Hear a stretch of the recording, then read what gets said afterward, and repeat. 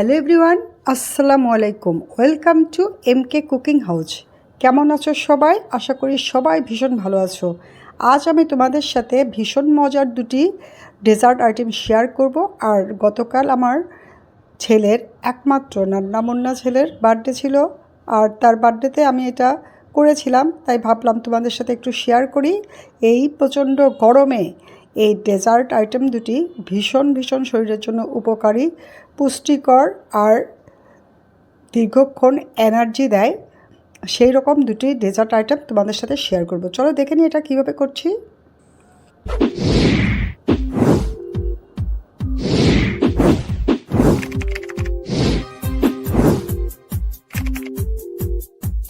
আগুন fruit pudding করার জন্য এখানে আমি চুলার উপরে একটা প্যানে পর্যাপ্ত পরিমাণের পানি নিয়েছি, আর এটার ভিতরে আমি দিয়ে দিব হাফ কাপ সাগু।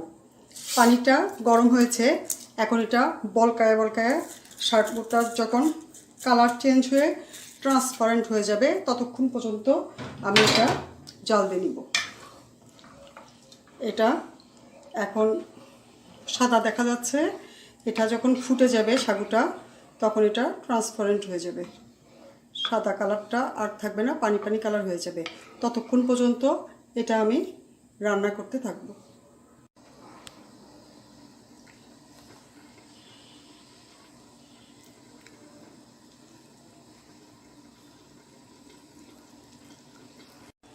সাগুটা একদম বলকিয়ে সিদ্ধ হয়ে যাচ্ছে, আর এটার ভিতরে দেখো আস্তে আস্তে অনেকটাই ট্রান্সপারেন্ট হয়েছে, আর কিছুক্ষণের মধ্যে এটা হয়ে যাবে। এই যে দেখো সাগুটা একদম ট্রান্সপারেন্ট হয়ে গেছে, একদম পানি কালার হয়ে গেছে। এটা এখন আমি ছাঁকনা দিয়ে সেকে ঠান্ডা পানি দিয়ে ধুয়ে নিব, তাহলে সাগুটা আর একটার সাথে আরেকটা জোড়া লাগবে না, সাগুটা ঝরঝরা থাকবে। এখন সাগুটা ছাকার জন্য এখানে আমি একটা ছাকনা নিয়েছি, আর এটার ভিতরে আমি সাগুগুলো ঢেলে সেকে নিচ্ছি। সাগুগুলো আমি ছাকনার মধ্যে ঢেলে নিয়েছি, এখন এটা আমি ঠান্ডা পানি দিয়ে ধুয়ে নিব। ঠান্ডা পানি দিয়ে এটা ধুইলে সাগুটা একটার সাথে একটা আর জয়েন্ট হবে না, ঝরঝরে হবে। সাগুর ফ্রুট পুডিং তৈরি করার জন্য এখানে আমি 1 মগ লিকুইড দুধ নিয়েছি। এই দুধটা আমি জাল দিয়ে একদম ঘন করে শর্ট ফেলে দিয়েছি, আর এটা আমার হাফ লিটার দুধ। দেখো কতটা সর আছে, মালাই এরকম ঘন করে নিয়েছি। এখন এটা দিয়ে আমি পুডিংটা তৈরি করব। তো এটা আমার হাফ লিটার দুধ, এটা আমি জাল দিতে একদম 340 মিলি হবে। 1 মগ হলো 340 মিলি। তো এরকম করে আমি ঘন করে নিয়েছি। এখন এটার মধ্যে আমি দিব 1 টেবিল চামচ কর্নফ্লাওয়ার, তারপরে এটা মিক্সড করে নিব ভালো করে। তারপরে দিব 1 চা চামচ আগার পাউডার, এটাও আমি ভালো করে মিক্সড করে নিব। এখন আমি এটা দুধটা বলক হওয়া পর্যন্ত অপেক্ষা করব। এরপরে আমি দিব হাফ কাপ চিনি। হাফ কাপ চিনি দিয়ে এটা অনেক মিষ্টি হবে, কারণ যেহেতু এটার মধ্যে বিভিন্ন ধরনের ফ্রুট থাকবে, আর ফ্রুটগুলো সবই মিষ্টি। তারপরেও যদি তোমরা মিষ্টিটা বেশি খেতে চাও তাহলে আর একটু চিনি বাড়িয়ে দিও। আমি হাফ কাপ দিলাম হাফ লিটার দুধের জন্য। আমি এই মিশ্রণটার মধ্যে সাগু, সিদ্ধ করা সাগুগুলো দিয়ে দিয়েছি। এখন এটা আমি ভালো করে আবার জাল দিয়ে আরো ঘন করে নিব।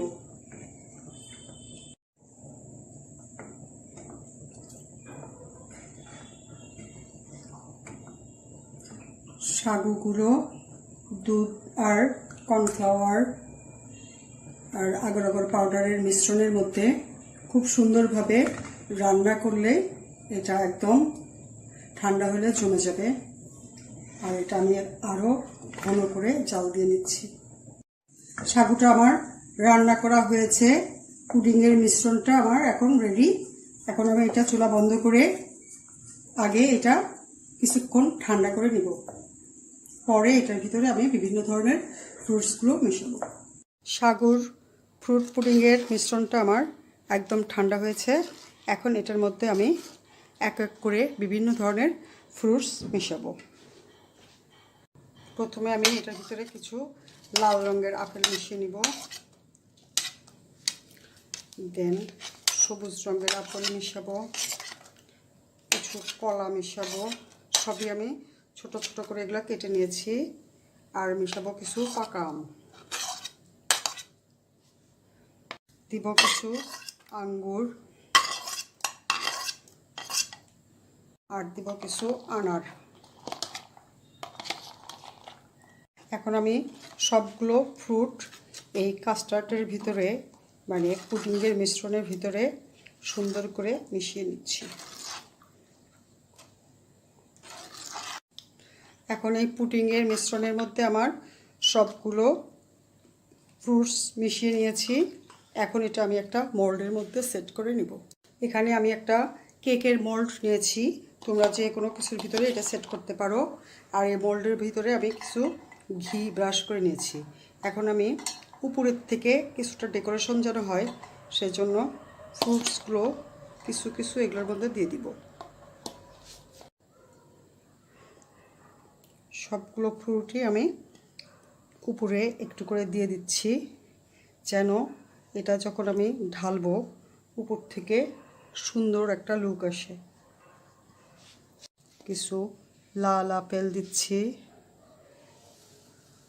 সবুজ আপেল, সবগুলোই আমি নিচের দিকে কালারিং সাইডটা রাখতেছি, যাতে পুডিংটা ঢাললে উপর থেকে খুব সুন্দর কালার দেখা যায়।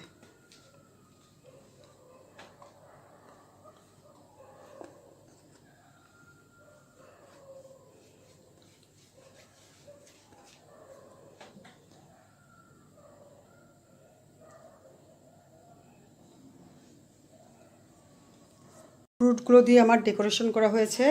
এখন আমি এই পুডিংয়ের মিশ্রণটা আস্তে আস্তে এর উপরে দিয়ে দিব,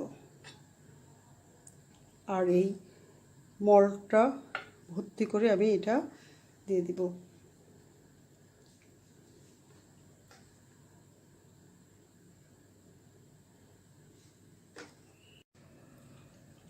আমি এই মল্ডটা একদম ভর্তি করে পুডিংয়ের মিশ্রণটা দিয়ে দিলাম।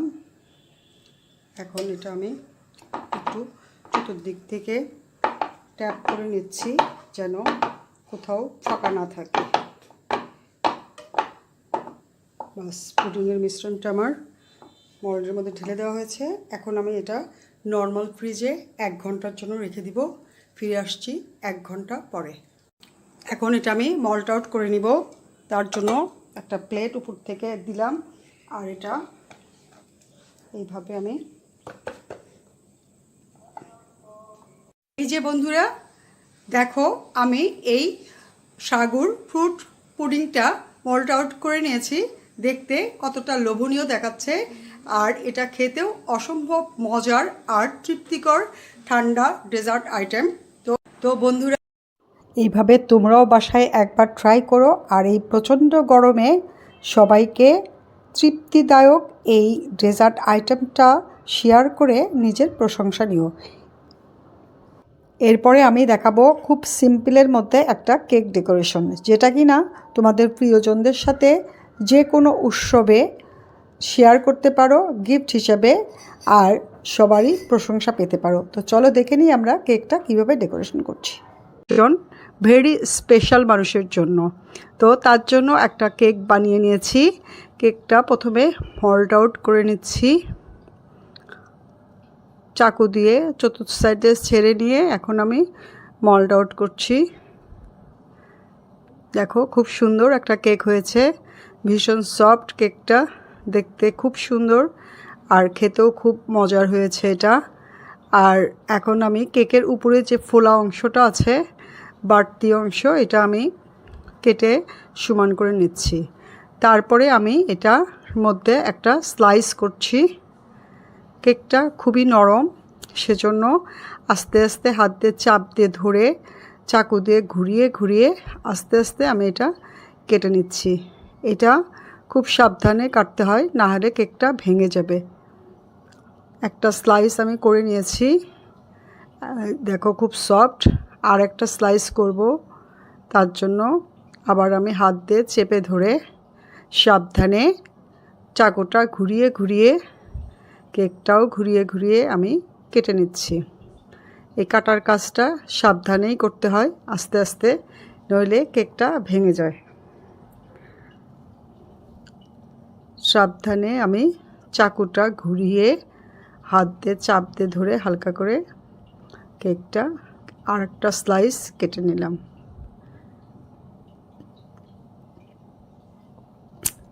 এই যে আমার কেকের 3টা স্লাইস হয়ে গেছে, দেখো কত সফট, আর এটা খেতেও খুবই মজার।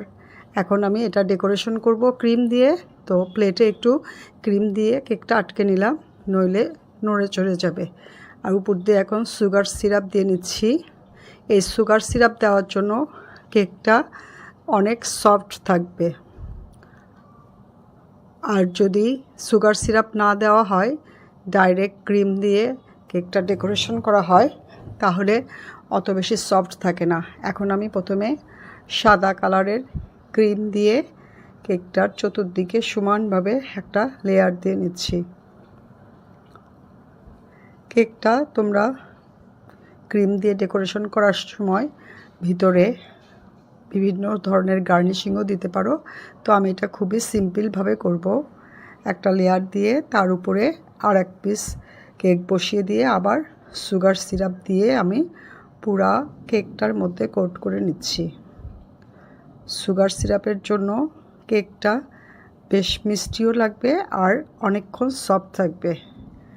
এরপরে আবার আমি ক্রিম দিয়ে আরেকটা লেয়ার করে নিলাম, তারপরে আবার লাস্ট পিসটাও দিয়েছি। এখন এটার মধ্যে আবার আমি সুগার সিরাপ দিলাম। সুগার সিরাপ দিয়ে পুরাটাই আবার আমি ক্রিম দিয়ে কোট করে নিব। সুগার সিরাপ আমি চতুর্দিকে সমানভাবে ছড়িয়ে দিচ্ছি। এখন আমি আবার উপরে ফাইনাল কোটটা করব ক্রিম দিয়ে। সুন্দরভাবে ঘুরিয়ে ঘুরিয়ে একদম টার্নিং টেবিলে আমি কেকের প্লেটটা সেট করে নিয়েছি। এখন আমি খুব সুন্দরভাবে এটা পুরাটাই ক্রিম দিয়ে মুড়িয়ে নিচ্ছি। আমার ক্রিম কোট করা হয়ে গেছে। এটার এখন ফিনিশিং দিচ্ছি। এইভাবে আস্তে আস্তে তোমরাও কেক যখন বানাবা সাবধানে এটা ফিনিশিংটা দিতে হবে। সাদা কালারের ক্রিম দিয়ে আমার ফাইনাল ফিনিশিং দেওয়া হয়ে গেছে। সাইড দিয়ে একটু ঠিক করে নিচ্ছি। এই পর্যায়ে আমি আধা ঘন্টার জন্য এটা নর্মাল ফ্রিজে রেখে একটু শক্ত করে নিয়েছিলাম। তার উপরে আবার আমি এটা ফাইনাল ফিনিশিং দিচ্ছি। ক্রিমটা যেহেতু নরম, সেজন্য একটু ফ্রিজে রেখে জাস্ট একটু হালকা শক্ত হলেই তার উপর দিয়ে ফাইনাল ফিনিশিংটা দিতে সুবিধা হয়। এই যে আমার ক্রিম কোট করা হয়ে গেছে। এখন এটার মধ্যে আমি লাল কালার, ফুড কালার দিয়ে ব্রাশ দিয়ে একটু সাইড দিয়ে ডিজাইন করে নিচ্ছি।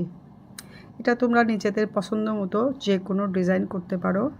আমি ব্রাশ দিয়ে এখন উপরেও একটু ডিজাইন করছি, জাস্ট দেখার সৌন্দর্যের জন্য। এটা দিয়ে আমি একদম পুরাটাই ব্রাশ দিয়ে দাগ দিয়ে দিয়ে লাল কালারটা দিয়েছি। এখন সাদা কালারের ক্রিম দিয়ে সাদা এবং লাল দুইটা কালার একসাথে মিক্সড করে নিয়েছি। একটা স্টার নজল দিয়ে চতুর্দিক দিয়ে আবার আমি ছোট ছোট করে স্টার দিয়ে নিচ্ছি। খুব সিম্পল একটা ডিজাইন আমি তোমাদের সাথে শেয়ার করছি। এটা আমার ভেরি স্পেশাল একজনের জন্য আমি বানাচ্ছি, তার আজকে বার্থডে। তো তোমরা এভাবে যে কোনো ক্রিম দিয়ে, যে কোনো কালারের ক্রিম দিয়ে যে কোনো ডিজাইন করে সিম্পলের মধ্যে যদি করতে চাও তো দেখতে অসাধারণ লাগে। এক সাইডে আমি চতুর্দিকে একটা ফুল দিয়ে ঘেরাও করেছি। এখন আবার সেকেন্ড লাইনে আরেকবার করে স্টার নজল দিয়ে এবং লাল এবং সাদা রঙের ক্রিম দিয়ে আমি স্টার নজল দিয়ে চতুর্দিক দিয়ে ডিজাইন করে নিলাম। এই যে আমার হয়ে গেছে। তো এটার ভিতরে তোমরা যে কোনো মেসেজ লিখতে পারো, ওয়েলকাম মেসেজ, বার্থডে বা ম্যারেজ অ্যানিভার্সারির যে কোনো মেসেজ তোমরা লিখতে পারো। তো দেখে নিলে কিভাবে খুব সিম্পল ডিজাইনের মধ্যে আমি কেকটা ডেকোরেশন করেছি। তো তোমরাও তোমাদের প্রিয়জনের সাথে এরকম সিম্পল ডিজাইন দিয়ে কাউকে উপহার দেওয়ার জন্য এভাবে তৈরি করতে পারো। তো এটা সবার সাথে শেয়ার করো, কমেন্ট করো, লাইক দিও। আর যদি চ্যানেলে নতুন হও প্লিজ সাবস্ক্রাইব করো। সবাই ভালো থেকো। আল্লাহ হাফেজ।